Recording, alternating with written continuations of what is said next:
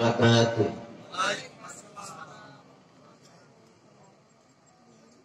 الحمد لله الأكرم الذي خلق الإنسان وكرمه وعلمه من البيان ما لم يعلم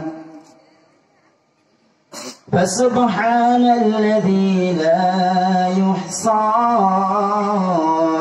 امتنانه باللسان ولا بالقلم ونشهد أن لا إله إلا الله وأشهد أن محمدا عبده ورسوله الذي أرسل رسوله بالحق بشيرا ونذيرا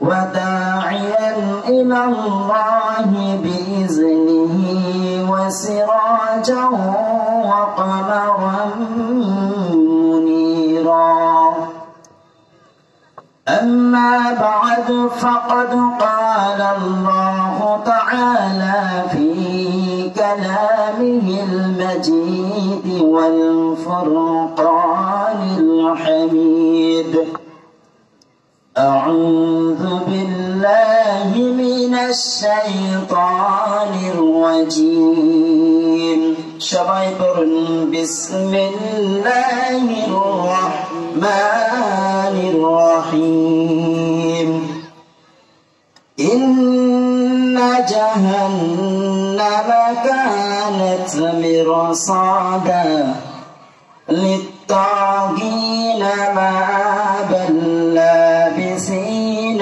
فيها أحقابا لا يذوقون فيها بردا ولا شرابا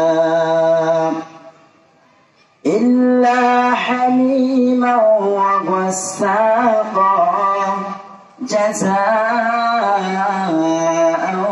وفاقا إنهم كانوا لا يرجون حسابا الله أكبر بسم الله الرحمن الرحيم إن الله وملائكته يصلون على النبي يا أيها الذين آمنوا صلوا عليه وسلموا تسليما اللهم صل على محمد وعلى آل محمد كما صليت على إبراهيم وعلى آل إبراهيم إنك حميد مجيد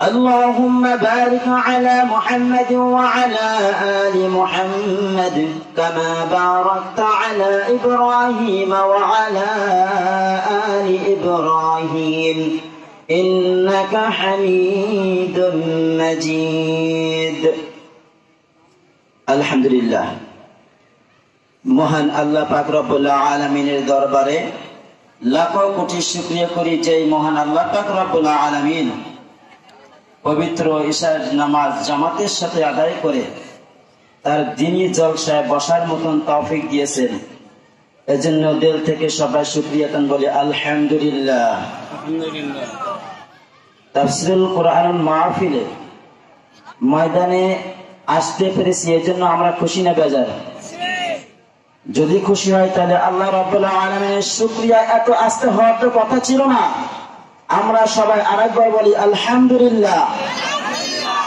সবাই বলি রব্বানা লাকাল হামদ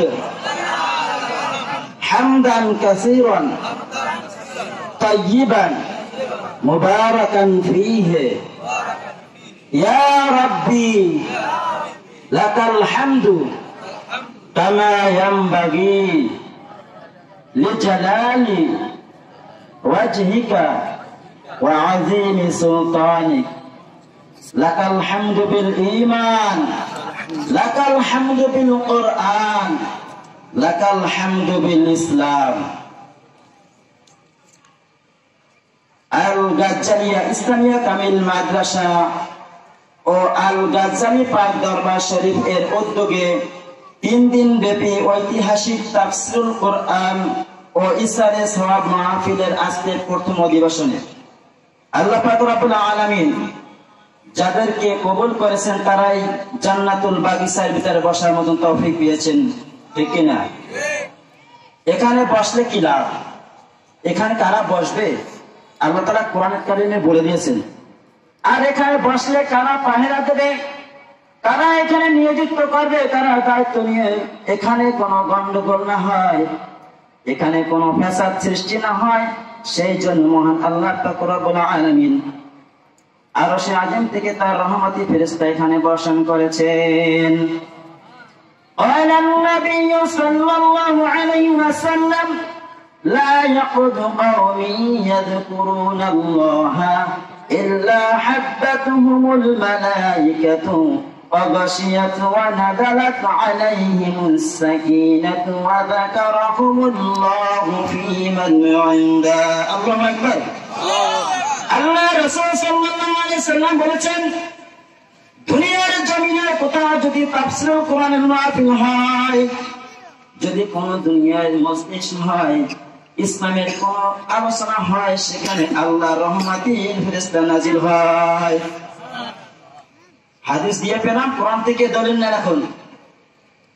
আল্লাহ পাক রব্বুল আলামিন সূরাতুল হামিম সাজদার 30 নম্বর আয়াতে বলেছেন, تتنزل عليهم الملائكة ألا تخافوا ولا تحزنوا। আল্লাহ পাক রব্বুল আলামিন আসমান থেকে রহমতি ফেরেশতা এখানে নিয়োজিত করেন এই জন্য, এখানে যেন কোনো ওয়াসওয়াসা দিতে না পারে। আমাদের বড় শত্রু হয়েছে ইবলিস। কে? এই কারণে আল্লাহ তাআলা আসমান থেকে তার রহমতি ফেরেশতা নাজিল করে এখানে ঠান্ডা ভাবে সবাই যেন কথা শুনতে পারে সেই ব্যবস্থা করে দিয়েছেন। এখানে বসলে কি লাভ আমরা একটু শুনি, তারপরে আমার আয়াতের তাফসীরের ভিতরে যাওয়ার চেষ্টা করব ইনশাআল্লাহ। আল্লাহ রাসূল সাল্লাল্লাহু আলাইহি সাল্লাম বলেছেন, মাজলিসু ফিকহিন খায়রুম মিন ইবাদাতি 60 সানা। নবী করিম সাল্লাল্লাহু আলাইহি সাল্লাম বলেছেন, দুনিয়া যদি কোন তাফসীরুল কোরআনের মাহফিল হয়, যদি ফিকহের মাজলিস হয়, কোন জিকিরের মাজলিস হয়, ওইখানে যদি আল্লাহ ওয়ালা কোন গোলাম যদি কিছু সময় ব্যয় করে, আল্লাহ পাক রব্বুল আলামিন তার আমলনামায় 60 বছর নফল ইবাদত করলে যে সওয়াব হয়, কিছু সময় ব্যয় করার কারণে আল্লাহ তাআলা 60 বছর ইবাদতের সওয়াব লিখে দেন। আল্লাহ পাক রব্বুল আলামিন বলেছেন, মান জাআ বিল হাসানাতি ফালাহু 10 আমসালিহা। কোন মুমিন বান্দা যদি একটা নেকের কাজ করে, আল্লাহ পাক রব্বুল আলামিন তার আমলনামায় 10টি নেকি লিখে দেন। আমার মনে হয় এখানে যদি কোন কনসার্ট হইতো, যদি কোন গানের অনুষ্ঠান হতো, এখানে মাঠ এরকম 2-3টা মাঠের প্রয়োজন হয়তো কিনা। কিন্তু আসলে আমরা সেই ইসলামটাকে, ইসলাম কি সেটা বোঝার চেষ্টা করি না, আর বুঝলেও মানার চেষ্টা করি না।